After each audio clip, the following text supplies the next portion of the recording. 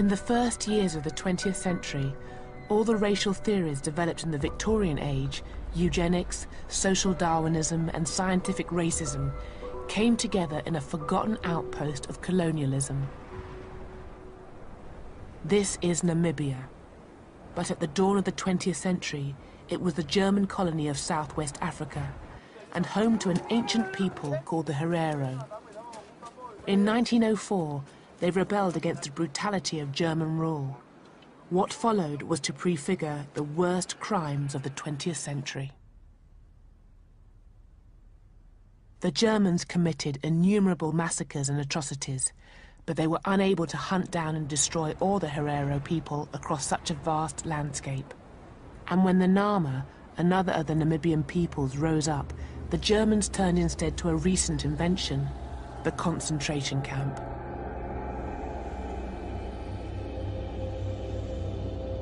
In these camps, the Herero and Nama were imprisoned and enslaved. Thousands were worked to death, others raped, beaten, or simply murdered by the guards.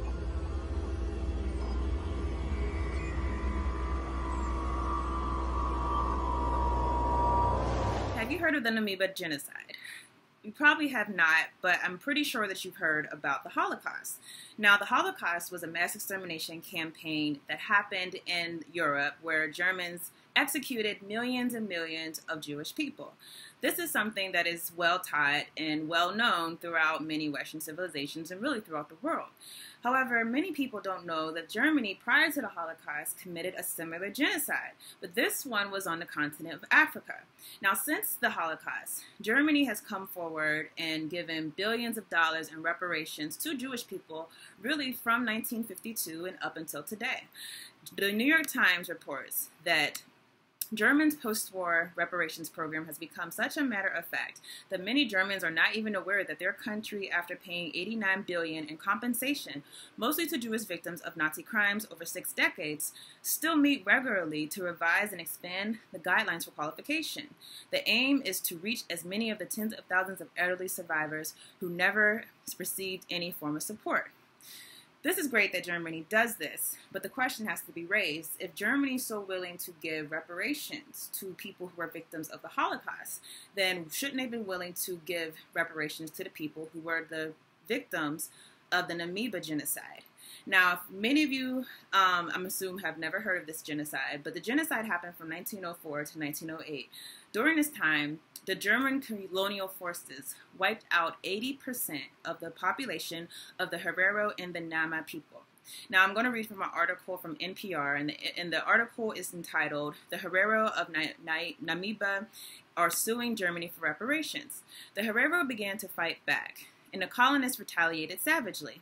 In what historians now consider a genocide that long predated the Holocaust, a German colonial general issued an extermination order. Soldiers forced the Herero people into the desert, poisoned their wells, and confined thousands in concentration camps. Later, they used the same tactics on the Nama. Some 65,000 Herero died, mostly of starvation, dehydration, and disease, reducing one of the region's main ethnic groups to a population in the low tens of thousands. During the violence, many fled the country.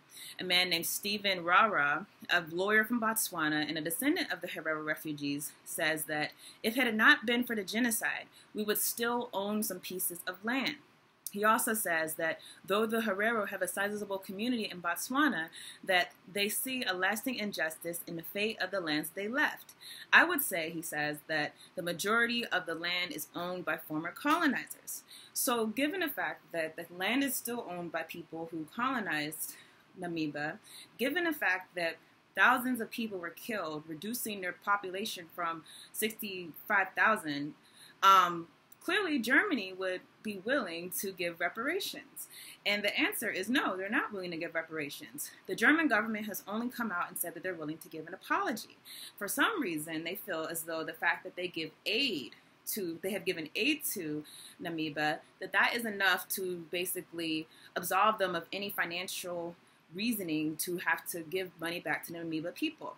Now, it should be clarified.